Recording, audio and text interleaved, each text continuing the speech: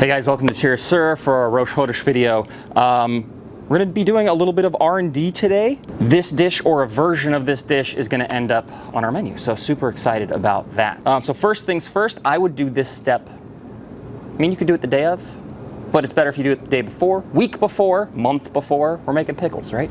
They last forever. It's great. So pot, stove, 1 quart of water,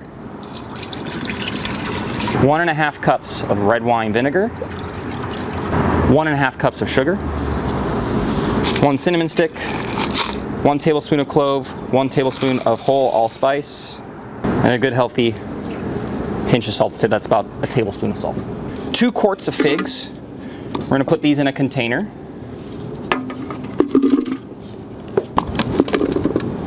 Bring this up to a boil, let it simmer for about 10 to 20 minutes, just so those spices and flavors infuse. And then we're going to take this hot liquid and strain it over these figs, and then let it come to complete room temperature before putting it in the fridge, and it's going to be a nice quick pickle. Now, one thing about these figs, if you are doing it the day of, cut them in half or quarters, and they'll pickle much faster. That being said, you will lose the texture, so they might become a little bit mushy. So again, I would suggest doing this at least the day before, or even further out. So super fun. You can also use other fruits and things like that. Okay, next on the list, tremula spice. So we have 2 tablespoons of cumin, 1.5 tablespoons of toasted and ground coriander, 2 teaspoons of sweet paprika, 1 teaspoon of cinnamon, 1 teaspoon of ginger, 3/4 of a teaspoon of allspice, 1/2 teaspoon of turmeric, and 1/4 teaspoon of cayenne. Give that a nice mix. Next, we're going to prep our fish. Over here, we have a ripping hot grill. You want it hot. If you don't have it hot, your skin is going to stick always. So make sure that your grill is nice and hot. Now, once it's hot, you're going to take some cooking spray, or if you have a brush, you can brush on some oil, even a paper towel and some tongs. You can brush on some oil. Easy, right? And then we're going to spray generously our fish.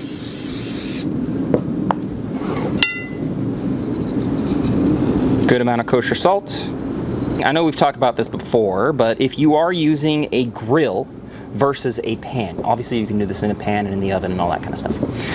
If you're using a grill versus a pan, you always want to over season, because you're going to lose about 1/4 of your seasoning to the grill. It's just going to fall off.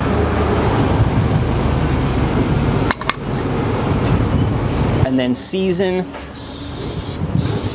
the other side.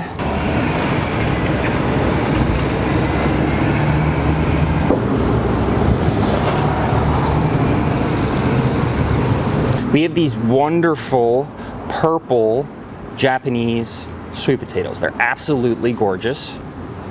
You can see here. So what we've done with these, my preferred cooking method of these, steam them. Do not boil these. These are a premium ingredient. You're paying a premium price for that beautiful purple color. And if you boil these, you will lose it. It will just become this pale, kind of gross. Yeah. So we steam these first, and then we're just going to slice them into these medallions. I've done this beforehand. These have kind of cooled down. So what I'm going to do now is just add a touch of olive oil.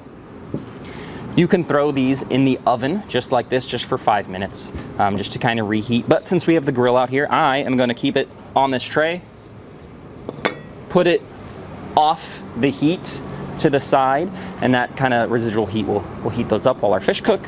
We are going to take out a blender.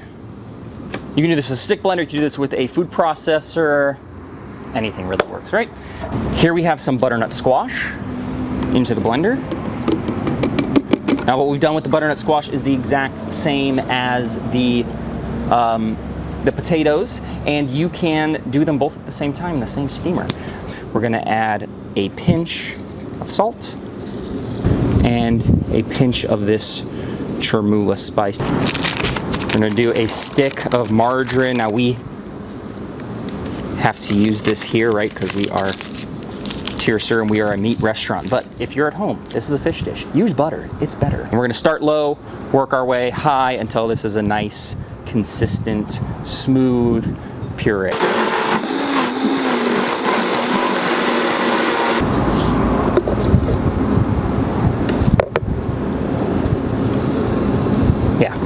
Delicious. We're gonna take this and put this to the side. Okay, so next we're gonna make our sauce. Again, this is a kind of a take on a salmorejo sauce, which is a Italian sauce, usually primarily made of parsley, lemon, and olive oil. It's gonna add some freshness. That puree is very rich with that butter or margarine.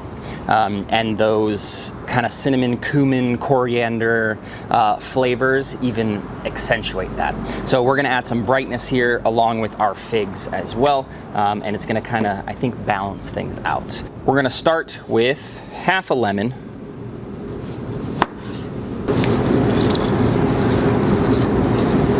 Then I have about 2 cloves of garlic, half a shallot, about a teaspoon of Dijon mustard.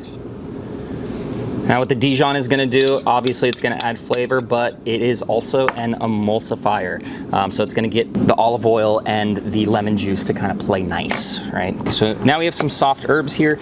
You can do whatever herbs you want. I think that some dill and some parsley and some tarragon are just gonna be lovely with this, so that's what we're gonna do. And we're gonna give these a rough chop.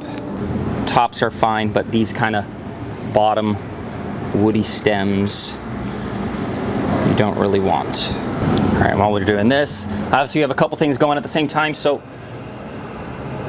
let's give this fish a flip. I'll make it so you can hear it. You can hear the crispiness.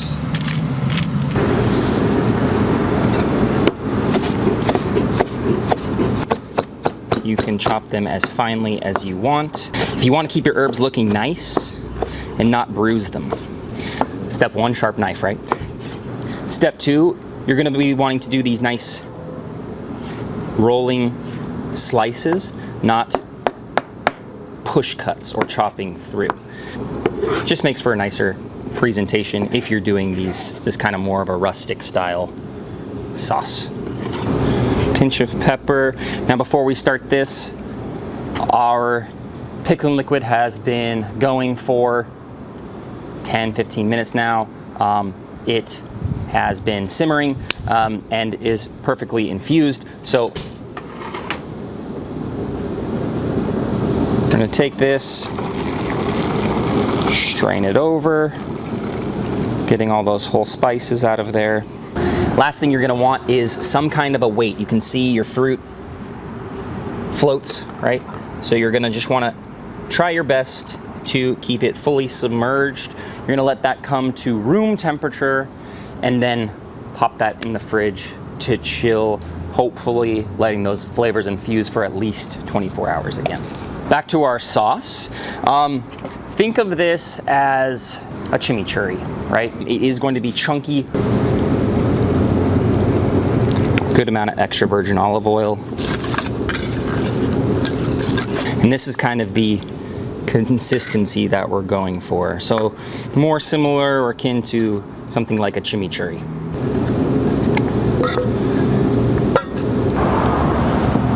Perfect, and set that aside for later. All right, so we are ready to assemble. We have everything we need. And as we were cooking, we were thinking about what wine would pair best with this. And I personally, because it is a white fish and we have a few things bringing some acid to the table, we're gonna go with our Pinion, estate grown from Clarksburg. It is absolutely delicious, super food friendly. Plates matter. We eat with our eyes first, right? Before we taste anything. So when I'm considering what plate I'm gonna choose, and we have a few different color plates, I'm thinking about all the different colors, right? We have orange, purple, green. Our figs are gonna be kind of a reddish brown hue. So I kind of want to accentuate those colors. So we're gonna do it on a black plate. I think the purples and the oranges and the greens, it's just gonna make everything pop, right?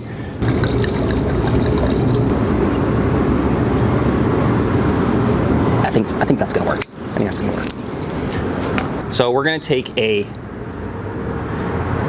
big dollop of our puree. We're gonna put it right in the center of the plate.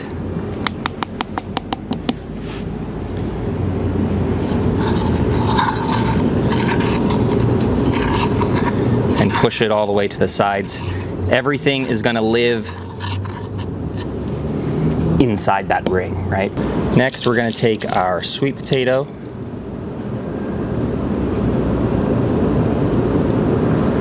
Then our lovely fish. And you could do as many figs as you'd like with this. I would suggest just doing one, cutting it in quarters.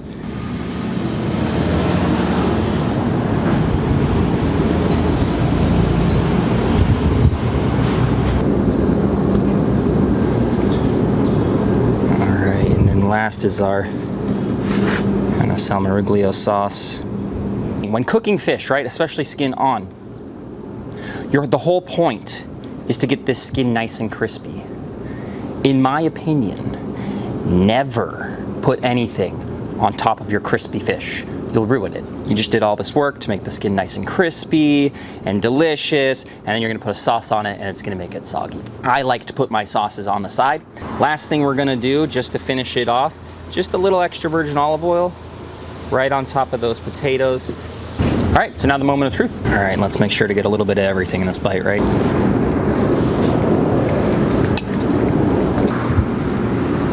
And then yeah, the fruit in this pinion just kind of almost acts like a palate cleanser, like you just want to go in for another bite. It's just super nice. Yeah, cheers. See you next time.